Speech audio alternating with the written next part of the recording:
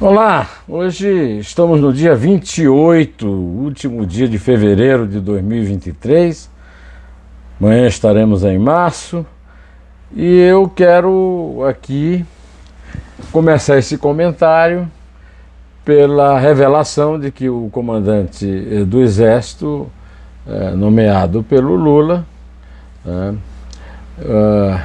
o general Tomás Paiva, antes de ser nomeado, chamou os atos golpistas de 8 de janeiro de coisa infantil e burra, criticou a politização das Forças Armadas e reconheceu possíveis falhas graves, mas descartou fraude na eleição. Vamos voltar a comentar isso melhor daqui a pouco, né? Antes disso, eu quero agradecer a você que nos acompanha, que fica firme aí, ouvindo aí o que eu tenho a comentar, e eu fico muito feliz com isso. Me sinto recompensado e me sinto estimulado a continuar. Eu agradeço a sua participação, peço-lhe encarecidamente que chame amigos para o canal José Neumann e Pinto no YouTube e que reproduza nas suas redes sociais os comentários que eu fizer aqui e gostar, né? Bom, antes de ser nomeado por Lula, o general Tomás Paiva chamou, como eu disse agora no começo, os atos golpistas de 8 de janeiro de coisa infantil e burra, criticou a politização das Forças Armadas, reconheceu possíveis falhas graves, mas descartou fraude na eleição. Infelizmente, segundo ele, foi o resultado que para a maioria de nós, ele estava falando dos militares, foi indesejado. Mas ele defendeu durante essa reunião com subordinados o resultado eleitoral, que deu a vitória ao presidente do PT, o presidente petista, Luiz Inácio Lula da Silva, e que os militares, depois de uma fiscalização que fizeram, não descobriram nada de anormal, nenhuma fraude no processo, né? Essa declaração foi feita no Comando Militar do Sudeste, que era ocupado por ele, no dia 18 de janeiro, à véspera de assumir o comando da força. No áudio gravado por um participante da reunião e divulgado pelo podcast Roteirices, ele afirmou que houve interferência política do ex-presidente Jair Bolsonaro nas forças. A colega Bela Megali, colunista do jornal O Globo, publicou na edição desta terça-feira, hoje é terça-feira, essa hora que eu estou gravando aqui é terça-feira, 28 de fevereiro, como eu já lhe disse, 2023, que a decisão do ministro Alexandre de Moraes, presidente do Tribunal Superior Eleitoral e membro do Supremo Tribunal Federal, de julgar os militares envolvidos em atos golpistas de 8 de janeiro, foi elogiada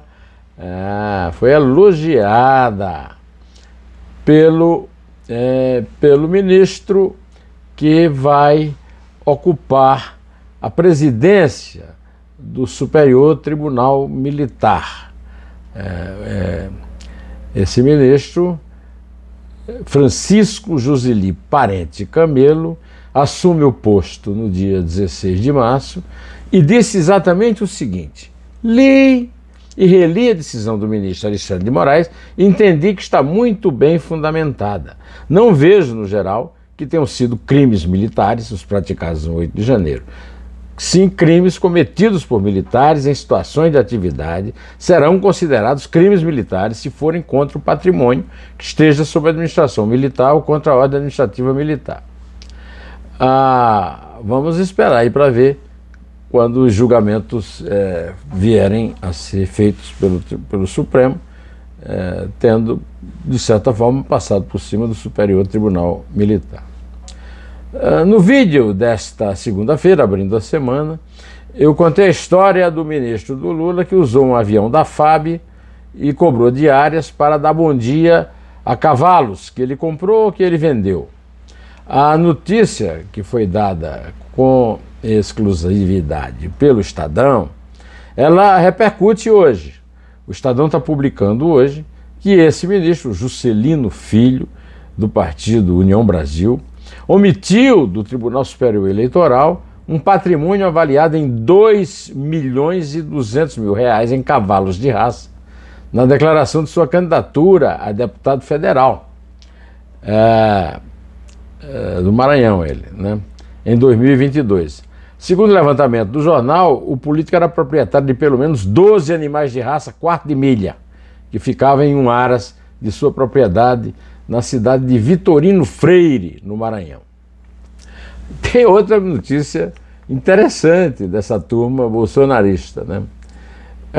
O Anderson Torres, que foi ministro da Justiça do Bolsonaro e tirou férias antes até de ocupar o cargo de secretário da Segurança Pública do Distrito Federal, foi flagrado cometendo crime, inclusive crime que lesa animais, de comercializar animais selvagens, animais ditos irracionais, porque ele, por exemplo, certamente pode ser considerado um animal irracional.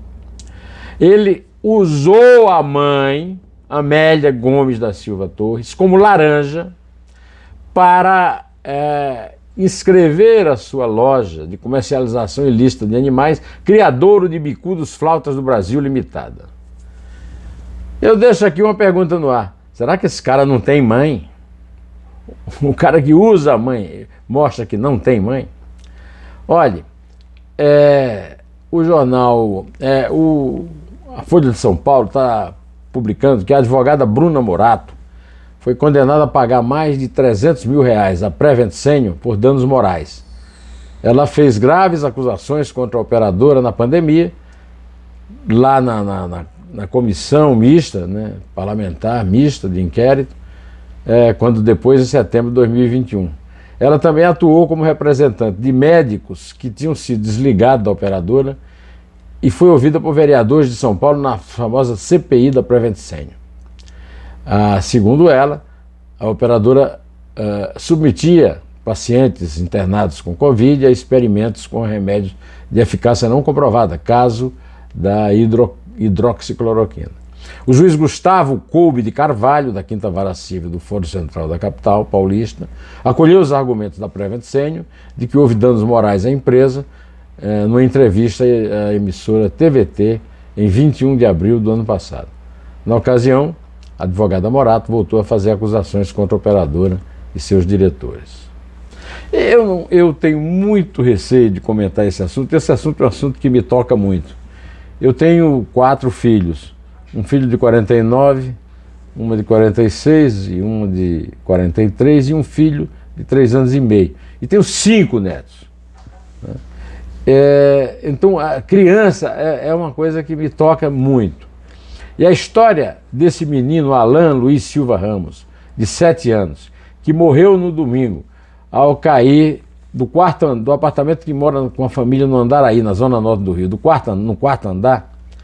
A mãe prestou depoimento na noite de segunda-feira. Jéssica Ramos Silva chegou à 20ª Delegacia Policial de Vila Isabel com o rosto coberto e desmaiou na unidade policial. O caso é investigado como abandono de incapaz com resultado morte. Isso me emociona muito, me torna muito indignado e acompanho aqui o meu comentário com a declaração colhida pelo Globo do pediatra Daniel Becker. Para ele, foi uma tragédia dupla. Morreu uma criança de 7 anos e se despedaçou a alma de outra, de 9. Esse trauma, essa culpa, mesmo jamais sendo responsabilizado por nada, vão acompanhar o mais velho a vida inteira. É muito pesado para uma criança lidar com a morte de um irmão, ainda mais da forma como ocorreu. O cuidado de uma criança deve ser sempre feito por um adulto. Talvez se o adolescente tiver mais de 16 anos e discernimento, ele possa fazer isso, mas isso também é discutível. Do noticiário policial internacional, eu colhi aqui uma pérola. Um dos chefes da máfia italiana fugiu de um presídio de segurança máxima, imagina, um presídio de segurança máxima na Itália, usando uma corda feita, a famosa Teresa, né? Aquela corda feita com lençóis. Na última sexta-feira, Marco Raduano, de 40 anos, escapou da penitenciária de Badu e Carlos, na Sardenha, em plena luz do dia, após descer 2 andares de muro agarrado no artefato improvisado. A autoridade da Itália está fazendo buscas para recuperar o foragido, mas nada foi resultado. Pois é. Agora eu vou fazer um comentário de futebol. Messi, o argentino, foi eleito pela 7ª vez o melhor jogador do mundo.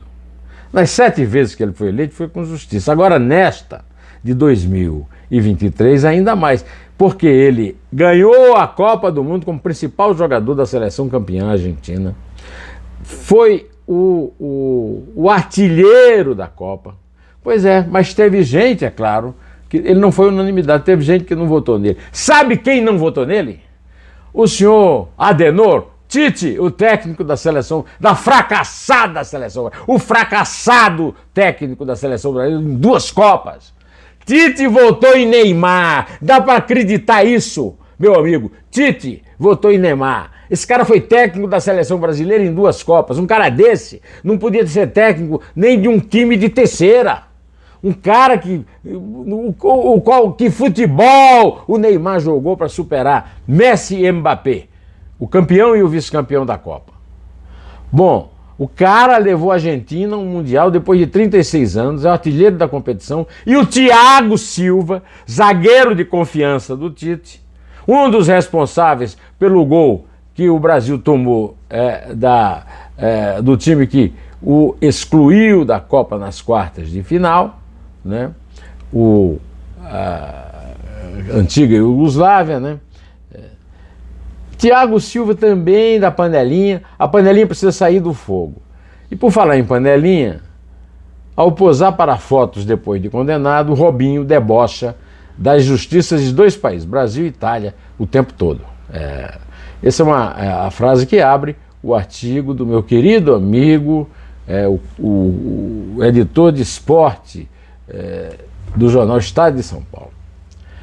Acabo de publicar no meu perfil de Facebook o artigo Melitza, Liturgia Poética do Zé, de Jacó Pinheiro Goldberg, psicanalista, advogado e professor, sobre o meu livro Antes de Atravessar, um livro de poesia inédita.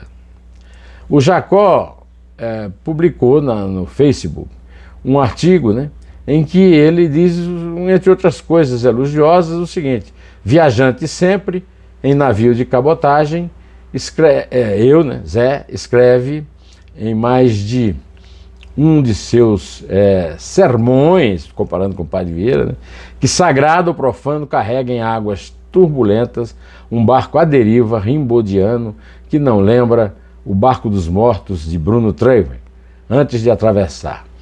E o título vale por si mesmo, num fluxo de associação de ideias, um mergulho no inconsciente do autor.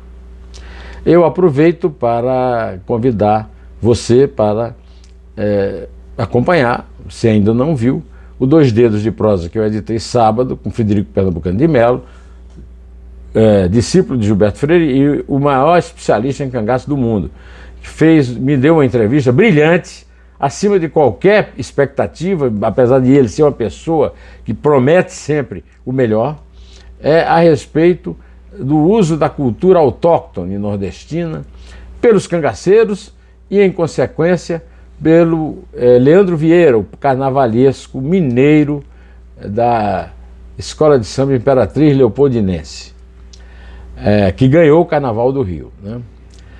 Eu também convido para que assista a entrevista que eu dei na Web Rádio Conectados a Carlos Silvio Lima Ramos, de Paiaiá.